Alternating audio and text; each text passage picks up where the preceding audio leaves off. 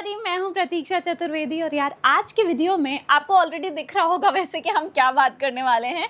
मैं आज आपके लिए रिव्यू लेकर आई हूं झील बजाज ग्रेटर नोएडा का। कॉलेज काफ़ी फेमस है, आप में से हर किसी ने नाम तो सुना ही होगा जीएल बजाज का। अब जीएल बजाज जो है किस चीज़ के लिए जाना जाता है? जीएल बजाज जाना जाता है अपने प्लेसमेंट्स के लिए, ठीक है। तो जो भी स्टूडेंट्स 2026 में ये वीडियो देख रहे हैं, आपको एक चीज़ और ध्यान में रखनी है कि आप अगर आज इस सेशन में कॉलेज जा रहे हैं तो आज से 4 साल बाद की प्लेसमेंट डेटा आपको पता होना चाहिए, ठीक है। आज से 4 साल बाद क्या वैसे ही प्लेसमेंट्स मिलेंगे जैसा ये लोग अभी क्लेम कर रहे हैं? और अभी जो प्लेसमेंट्स ये लोग क्लेम कर रहे हैं क्या वो सच में वही हैं जो ये लोग क्लेम करते हैं, या फिर एक्चुअल डेटा अलग है, डिफर करता है? क्योंकि अगर हम बात करें तो खैर ये रहा कैंपस। तो अगर हम बात करें कि प्लेसमेंट डेटा जो है वो कैसा है, तो हाईएस्ट पैकेज क्या होता है? 2-4 स्टूडेंट्स को मिल गया, अच्छा package, okay, well and good. उसके बाद जो आपका एवरेज पैकेज आता है वो अगर 2-4 स्टूडेंट्स को बहुत अच्छा पैकेज मिला है तो ऑलरेडी ऊपर चला जाएगा। उसके नीचे के स्टूडेंट अगर 5 लाख 6 लाख पर एनम पर हैं तो भी जो है आपका एवरेज पैकेज काफ़ी ऊपर दिखेगा, वो 2-4 स्टूडेंट जिनको काफ़ी अच्छी प्लेसमेंट मिली है उसकी वजह से। तो एक्चुअल प्लेसमेंट का डेटा क्या है, और जब आपको प्लेसमेंट, जब आपकी जो है प्लेस होने का टाइम आएगा तब तक क्या यहाँ पे एक्चुअल प्लेसमेंट्स मिल रहे होंगे जैसे अभी ये लोग क्लेम कर रहे हैं वैसे या उससे बेटर? ये सारी चीज़ें अगर आपको जाननी है तो आपको क्या करना है, डिस्क्रिप्शन बॉक्स में प्रोफाइल एनालिसिस फॉर्म है उसको फिल कर लो, क्योंकि हर चीज़ ऐसे कैमरा पे नहीं बता सकते हैं। तो फॉर्म फिल करके आप हमसे कनेक्ट कर सकते हैं। बाकी और क्या चीज़ें हैं इस कॉलेज की, अच्छी बुरी सारी चीज़ें जो है हम वीडियो में कवर करेंगे। तो आपको क्या करना है, वीडियो को एंड तक देखना है। चैनल को सब्सक्राइब नहीं किया तो चैनल को सब्सक्राइब ज़रूर कर लेना। तो यार बात करें अगर हम, तो जीएल बजाज जो है काफ़ी ट्रस्टेड कॉलेज है ग्रेटर नोएडा का, दिल्ली एनसीआर रीजन में है। यहाँ पे प्रैक्टिकल लर्निंग पे फोकस करते हैं और उसके साथ साथ स्टूडेंट्स को स्किल उनकी डेवलप करने में हेल्प करते हैं, so that when they enter the corporate world, जब आप एक्चुअली जो है जॉब के लिए जाओगे, प्लेस होगे, तो आपको जो है ये सारी चीज़ें काम आएंगी। अब अगर हम बात करें कि नॉर्थ इंडिया में ये जो कॉलेज है वो किस चीज़ के लिए फेमस है, वो फेमस है अपने कैंपस के अच्छे एनवायरनमेंट के लिए और उसके साथ साथ अपनी जॉब प्लेसमेंट सपोर्ट के लिए। तो क्या ये जो जॉब प्लेसमेंट सपोर्ट की हम बात कर रहे हैं ये अभी भी है? आ जाओ देखते हैं, आगे देखेंगे, ठीक है। तो अब अगर मैं बात करूं हाइलाइट्स की, तो यार देखो AICTE अप्रूव्ड है, AKTU के थ्रू जो है ये आपको मिलता है, तो उसका भी एफिलिएशन मिला हुआ है यूनिवर्सिटी को। उसके साथ साथ जो है NAC का एक्रेडिटेशन है, आप देखेंगे तो यहाँ पे QS गॉज डायमंड रेटिंग है, प्लैटिनम रैंकिंग है। तो मतलब ग्लोबली भी जो है इसको ग्लोबल क्वालिटी रेटिंग भी जो है अच्छी मिली हुई है। एकेडमिक परफॉर्मेंस की अगर मैं बात करूँ तो एकेडमिक परफॉर्मेंस जो है वो यहाँ पे 8 सालों से लगातार हाईएस्ट यूनिवर्सिटी एग्जाम पास परसेंटेज रहा है इस कॉलेज का। तो मतलब एकेडमिकली स्टूडेंट्स को जो है ये एक्सेल करवाते हैं। और स्टूडेंट्स एक्सेल क्यों नहीं करेंगे यार? फर्स्ट ईयर में जब आप यहाँ जाओगे तो आपने मतलब आप भी जब स्टूडेंट्स से इंटरैक्ट करोगे, कोई अगर आपके हैं बड़े भाई या फिर फ्रेंड कोई है वहाँ पे, तो आप उनसे पूछना, स्टूडेंट्स आपको बताएंगे कि फर्स्ट ईयर में जो है स्टूडेंट्स को फेस्ट में पार्टिसिपेट नहीं कर सकते हैं, स्पोर्ट्स एक्टिविटीज़ में पार्टिसिपेट नहीं कर सकते, ज़्यादा उनके सीनियर्स से जो है इंटरैक्शन नहीं हो पाता है। और फर्स्ट ईयर में back to back exams, back to back test, back to back presentations, तो फर्स्ट ईयर काफ़ी ज़्यादा हेक्टिक होता है। तो जो भी स्टूडेंट्स ये सोच के जाते हैं यार जीएल बजाज जा रहा हूँ, अच्छा बड़ा कॉलेज है, पहले साल से बहुत ही चार्मिंग और फेमस और वो सारी चीज़ें, तो फर्स्ट ईयर में ये सारी चीज़ें पॉसिबल नहीं है। ऑफकोर्स सेकेंड ईयर के बाद जो है आप अलाउड होते हैं, उसके बाद आप और एक्सप्लोर करते हैं अपनी कॉलेज लाइफ। लेकिन कोई भी स्टूडेंट अगर ये सोच के जा रहा है कि फर्स्ट ईयर से ही जो है बिल्कुल मैं फेमस हो जाऊँगा, बहुत ज़्यादा एक्टिविटीज़ में पार्टिसिपेट करूँगा, कल्चर्स, क्लब, ये सारी चीज़ें जो है फर्स्ट ईयर वाले स्टूडेंट्स के लिए थोड़ी सी रेस्ट्रिक्टेड रहती हैं और इनका अटेंडेंस क्राइटेरिया भी बहुत ही ज़्यादा स्ट्रिक्ट है। तो ये सारी चीज़ें दिमाग में रख के ही आपको एडमिशन लेना है। अगेन इसीलिए मैं बार बार कह रही हूँ कि एक तो ये साइड हो गया कि आपको 12th के बाद जो भी स्टूडेंट जाता है उसको क्या चाहिए होता है, एक अच्छा सा कैंपस लाइफ मिल जाए, क्योंकि मर मर के पढ़ाई करी थी कि 12th के बाद तो बल्ले ही बल्ले है। तो एक तो वो चाहिए होता है, दूसरी चीज़ क्या है, मेरी फ़ीस के हिसाब से, मतलब मैं जितना अफोर्ड कर सकता हूँ उतने में अगर मुझे अच्छा कॉलेज मिल रहा है तो उसमें प्लेसमेंट भी अच्छी होनी चाहिए।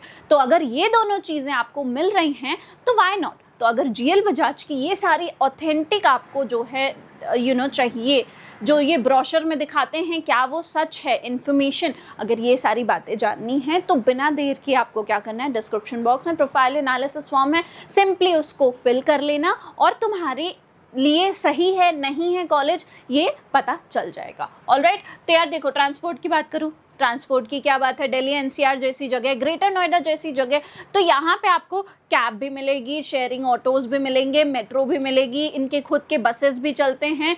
आप जो है कनेक्टिविटी अच्छी है, कनेक्टिविटी के कोई प्रॉब्लम नहीं है यहाँ पे, ठीक है। अब अगर बात करूँ कैंपस की फैसिलिटीज़ की, तो कैंपस में सारी फैसिलिटीज़ एटलीस्ट ये लोग कहते तो हैं कि हैं इनके पास।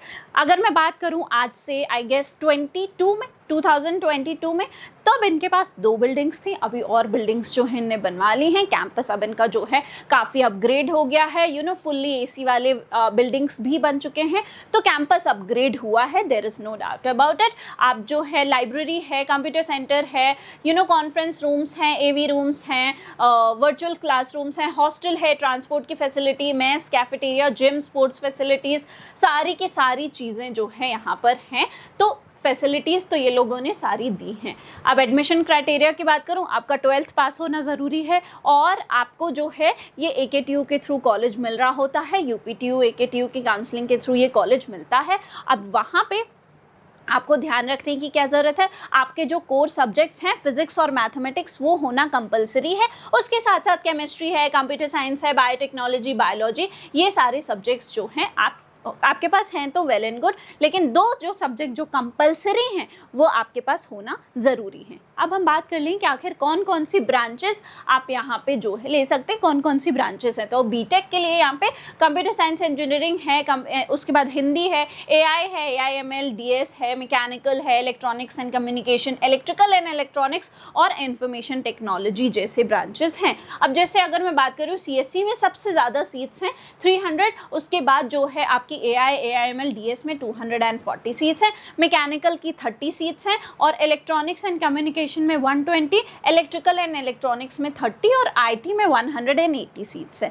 अब बात कर लेते हैं जिस चीज़ के लिए हो सकता है आप ये वीडियो देख रहे हो कि एक्चुअल फीस क्या है यहाँ की। तो यार यहाँ पे अगर मैं बात करूँ 1 साल की तो करीब 1,05,500 फीस है। आपका टोटल 6-6.5 लाख का पूरा जो है खर्चा आएगा। 6 लाख तक का जो है आपका बजट अगर है तो आप यहाँ पे जीएल बजाज में जा सकते हैं। तो जीएल बजाज का इतना जो है आता है खर्चा। अब मैं बात करूँ कि प्रेफरेंस क्राइटेरिया क्या है, तो सबसे पहले जेईई मेंस का स्कोर है, और अगर आपने जेईई मेंस में पार्ट नहीं लिया है और या फिर आपकी अच्छी रैंक नहीं आई है तो आप डायरेक्टली जो है वहाँ पे एडमिशन ले सकते हैं PCM वाले स्कोर से। लेकिन हमेशा ये याद रखना कि आपको चाहे आपके बहुत कम नंबर आए हैं, ठीक है, और अगर आप जाना चाहते हैं जीएल बजाज तो सबसे पहले प्रेफरेंस जो है वो जेईई मेंस वाले स्टूडेंट्स को ही दी जाती है। पूरी की पूरी काउंसलिंग का यही वो है कि आप जो है जेईई मेंस का एग्ज़ाम में आपके चाहे अच्छी रैंक आई है चाहे बहुत ज़्यादा रैंक आई है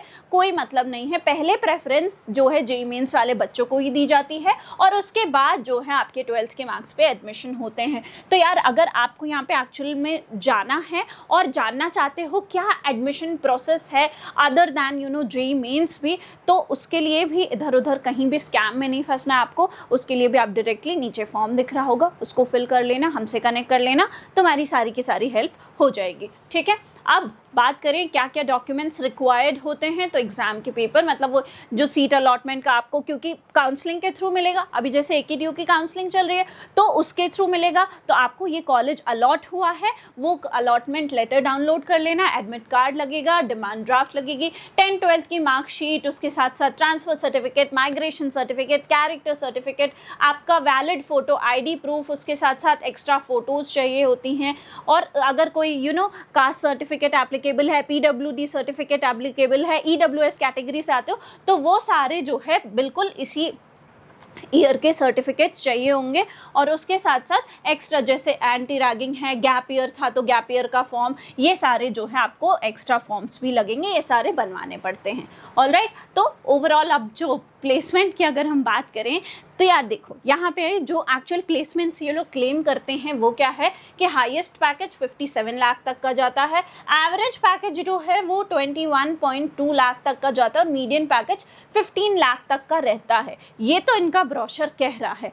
प्लेसमेंट्स आई वुड से हाँ मिलते हैं, लेकिन क्या एक्चुअल में यही प्लेसमेंट्स हैं या फिर, क्योंकि हमारे पास बहुत सारे स्टूडेंट्स का डेटा है, हमने खुद ने मतलब हम काउंसलिंग के थ्रू बहुत सारे स्टूडेंट्स की हेल्प करके जिनको चाहिए थे उनको जेल बजाज तक पहुंचाया भी है, उनकी ड्रीम जो भी ब्रांच थी उसमें। लेकिन क्या सच में ये एक्चुअल डेटा है या फिर थोड़ा ऊपर नीचे? क्योंकि अगर मैं बात करूं एवरेज पैकेज की तो 21.2 लाख का एवरेज पैकेज किसी साल में आया होगा, या फिर हो सकता है कुछ अच्छे बच्चों की वजह से ये 21.2 पहुंच गया है। तो क्या 15 लाख का मीडियन पैकेज है?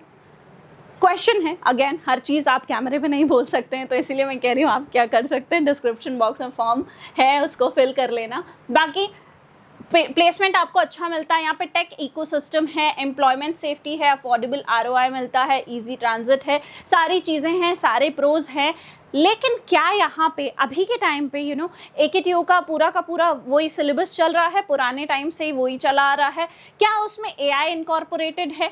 या फिर जो इंडस्ट्री में लोग हैं क्या ये वहाँ पर जो है पढ़ाते हैं? क्योंकि ऑफ कोर्स बहुत ही ज़्यादा फ़र्क पड़ता है कि एक बंदा जो ऑलरेडी इंडस्ट्री में काम कर रहा है, उसको जो है सारी चीज़ें आती हैं और वो आके अगर आपको पढ़ा रहा है तो वो चीज़ एक अलग हो जाती है, वहाँ से आपको एक अलग तरीके का नॉलेज मिलता है। क्या ये सारी फैसिलिटीज़ हैं यहाँ पे?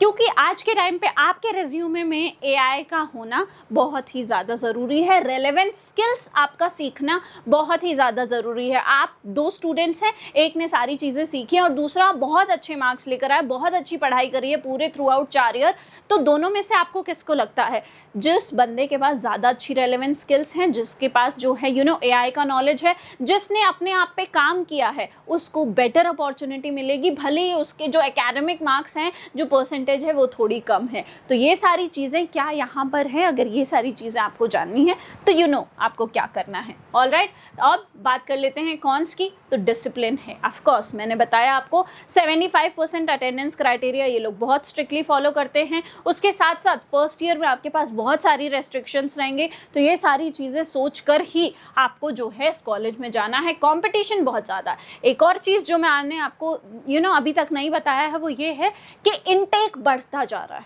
ठीक है, मैंने आपसे क्या बोला कि 4 साल तक, आज से 4 साल बाद का सोचना है कि क्या प्लेसमेंट वैसा ही रहेगा। तो now that we are discussing it, आपको ये भी याद रखना है कि इनटेक बढ़ता जा रहा है, सीट्स बढ़ती जा रही हैं, तो क्या सच में प्लेसमेंट रेशियो भी बढ़ेगा? ठीक है, क्या यहाँ पे सच में अमेज़ॉन, क्योंकि ये लोग क्लेम करते हैं अमेज़ॉन जैसी कंपनीज आती हैं, बिल्कुल आती हैं। बहुत कम ऐसी जगह है ग्रेटर नोएडा में या फिर नोएडा में जहाँ पे ये सारी कंपनीज आ रही हैं, लेकिन क्या सच में वहाँ पे स्टूडेंट्स प्लेस हो रहे हैं? ये भी तो क्वेश्चन है। और जब इतनी सारी सीट्स बढ़ रही हैं, नंबर ऑफ सीट्स बढ़ रही हैं, कंपनीज उतनी ही आएंगी, तो उनका भी तो इनटेक जो है वो रेस्ट्रिक्टेड ही रहेगा। तो क्या ये जो प्लेसमेंट रेशियो है वो कम नहीं हो जाएगा आज से 4 साल बाद?